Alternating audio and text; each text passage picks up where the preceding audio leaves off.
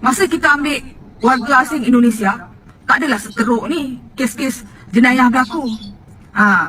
Masa tu saya rasa hidup orang tempatan masih aman lagi.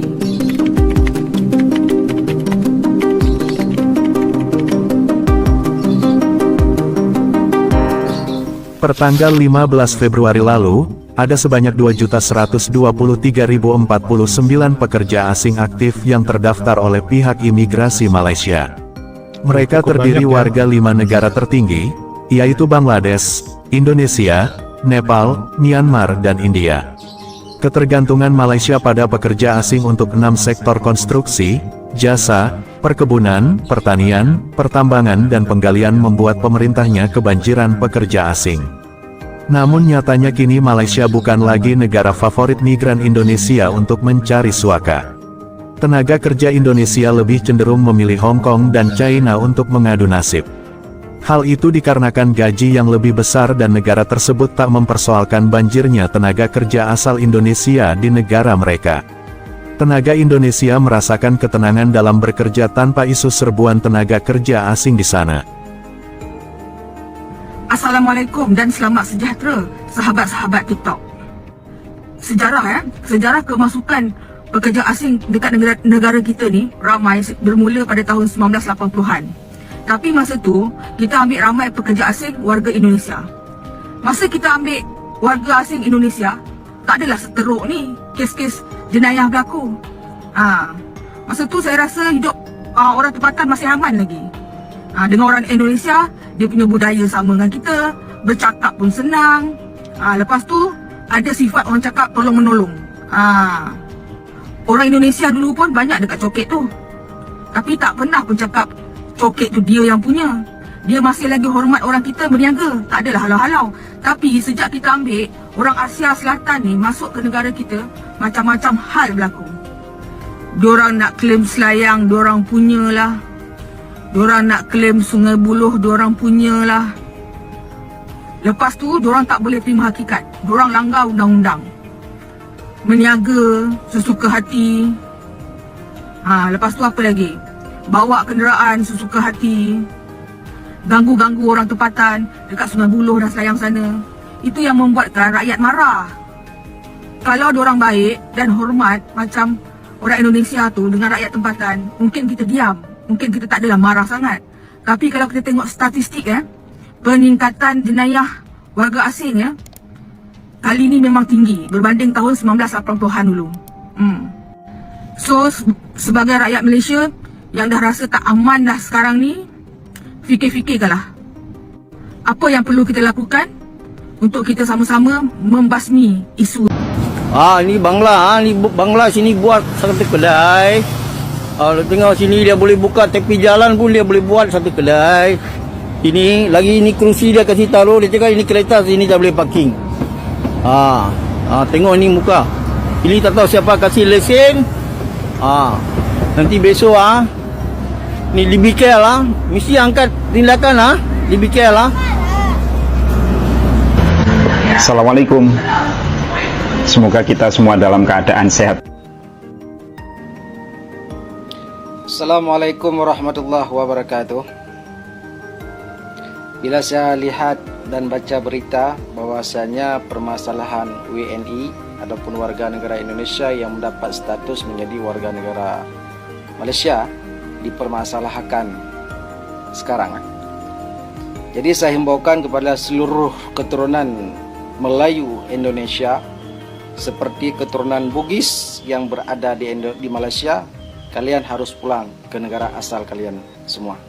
Seperti keturunan Jawa yang berada di Malaysia, yang kalian mendapat IC warga negara Malaysia daripada nenek moyang kalian dulu, pulang kalian ke Indonesia. Seperti keturunan Banjar yang nenek moyang kalian dulu datang ke Semenanjung Malaysia, mendapat warga negara di Malaysia, kalian harus pulang ke Indonesia. Seperti keturunan Minang yang berada di Negeri Sembilan, asal usul nenek moyang mereka daripada Padang ataupun Minangkabau, yang nenek kalian dulu datang ke Semenanjung Malaysia mendapatkan warga negara Malaysia, kalian sekarang semua pulang ke Indonesia. Karena saya lihat makin parah keadaan di Malaysia saat ini. Dan saya himbaukan kepada kedutaan Indonesia yang berada di Malaysia. Sekarang rakyat Indonesia banyak ditangkap oleh immigration yang tidak memiliki pasport ataupun dokumen. Kalian selaku duta utusan daripada Indonesia untuk Malaysia, kalian proseskan secepat mungkin warga negara Indonesia yang ditangkap oleh immigration harus diantarkan pulang. Karena apa? Karena saya cukup berpengalaman macam mana rakyat Indonesia yang tidak memiliki paspor, dokumen dicaci dan dimaki dan dihina oleh bangsa yang lupa akan kulitnya, seperti kacang lupa pada kulitnya. Jadi saya himbaukan kepada pihak pemerintahan pusat Jakarta seperti Presiden Jokowi, kalian harus memproseskan secepat mungkin warga negara Indonesia yang tidak memiliki paspor yang ditangkap oleh immigration. Harus disegerakan dipulangkan mereka ke Indonesia. Karena di media kita lihat ada sepuak-puak keturunan mereka yang mengaku mereka keturunan Melayu, tapi saya pun tidak tahu asal-usul Melayu mereka daripada keturunan mana.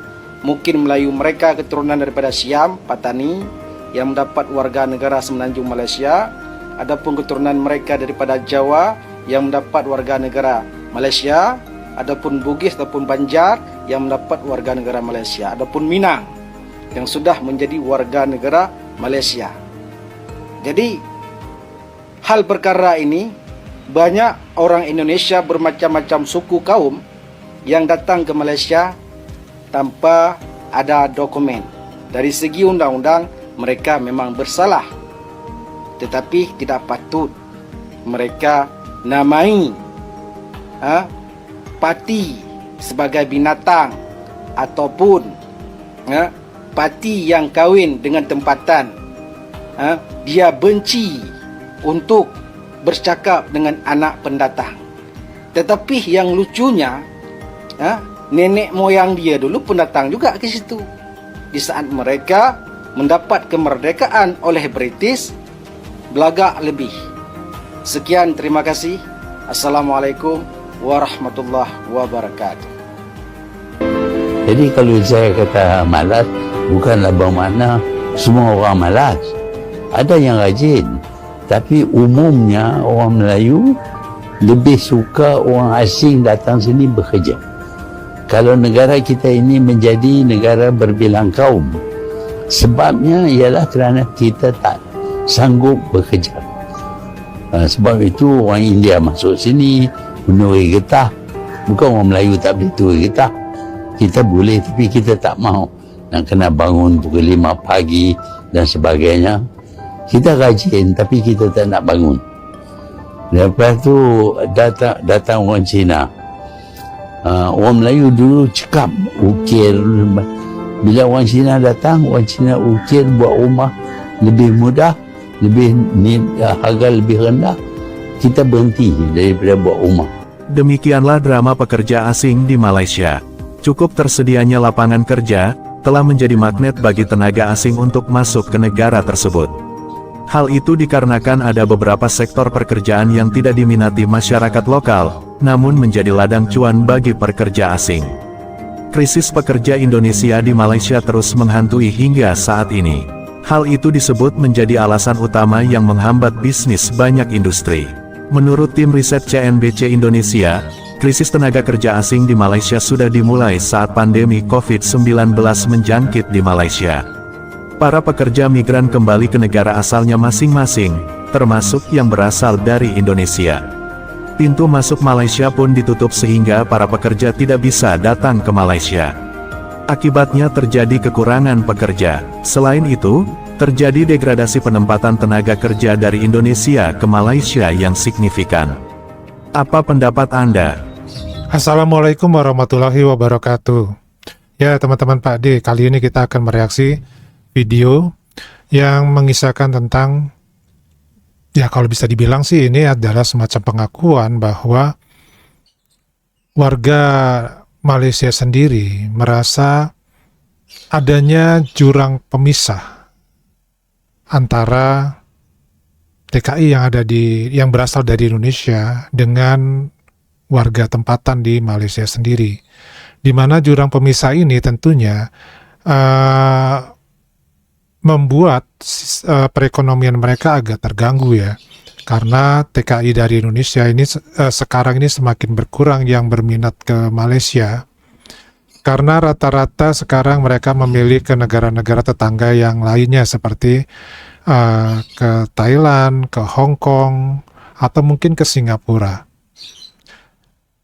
Hal ini disebabkan oleh situasi yang tidak menguntungkan bagi TKI Indonesia untuk bekerja lebih lama di Malaysia karena lingkungan yang kurang mendukung. Nah, inilah sebabnya kenapa di Malaysia sekarang terjadi semacam krisis peradaban. Yang dimaksud di sini adalah peralihan peradaban dari peradaban timur ke peradaban Asia Selatan, di mana sudah banyak orang-orang dari wilayah Asia Selatan dengan budaya dan adabnya di Malaysia itu merajalela. Yang tentu saja ini berbeda sekali dengan adab ketimuran dari orang-orang di Asia Tenggara. Hal ini tentu saja menimbulkan gejolak secara ekonomi dan secara sosial karena perbedaan kultur dan budaya itu tadi. Berbeda dengan TKI Indonesia yang sama-sama berasal dari Asia Tenggara, tentu memiliki adab dan kultur yang mirip. Tetapi sangat disayangkan bahwa untuk TKI di Indonesia yang dari Indonesia ini nasibnya tentu berbeda dengan TKI-TKI kita yang berada di negara tetangga yang lainnya. Nah, maka dari itu kebanyakan sekarang semenjak COVID berlangsung sampai dengan tahun ini, minat untuk TKI Indonesia adalah ke negara-negara tetangga yang lainnya, seperti ke Brunei Darussalam, kemudian ke Singapura, kemudian ke Hong Kong ataupun Taiwan, bahkan banyak juga yang ada di Jepang. Namun ini kembali lagi, bagaimana kemampuan dan skill dari TKI tersebut untuk bisa memenuhi kriteria pekerjaan di negara-negara tersebut. Sementara untuk kriteria pekerjaan di negara Malaysia sendiri untuk TKI itu levelnya masih di bawah. Artinya yang dibutuhkan tenaga kerja Indonesia untuk ke Malaysia itu levelnya adalah untuk bekerja di perkebunan, di pertanian, atau di rumah makan, ya, di restoran, kemudian juga untuk di pabrik-pabrik.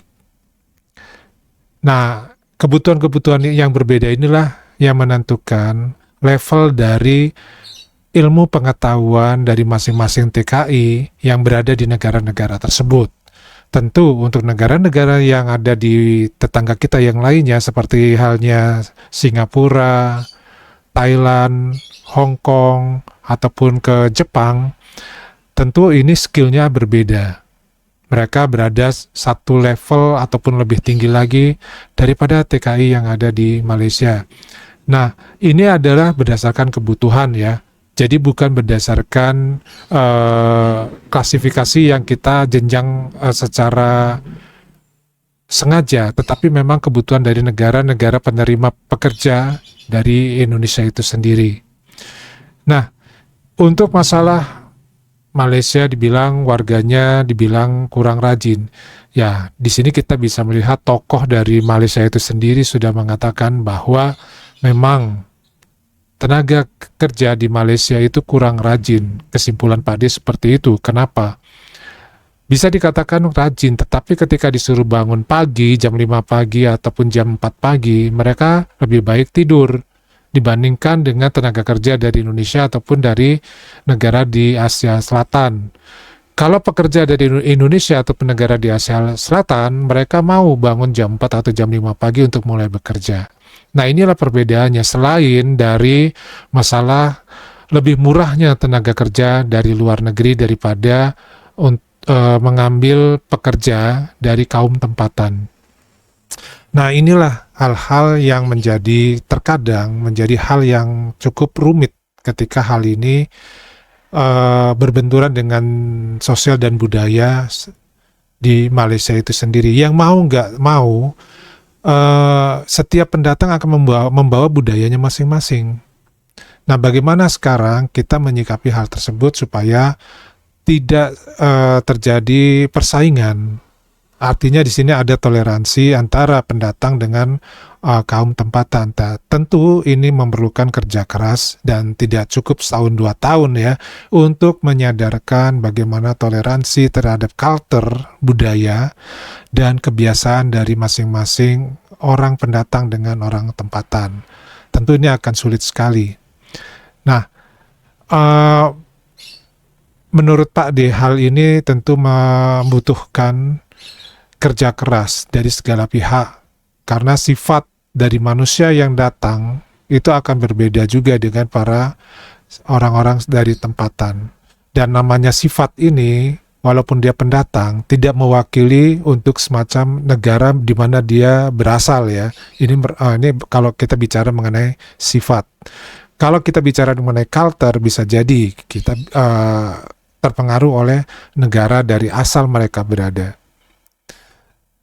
Gimana menurut teman-teman mengenai mulai sepinya tenaga pekerja Indonesia yang berada di Malaysia? Apakah ini semacam kabar yang menarik, menggembirakan, ataukah ini yang menyedihkan?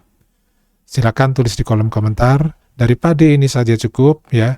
Wassalamualaikum warahmatullahi wabarakatuh.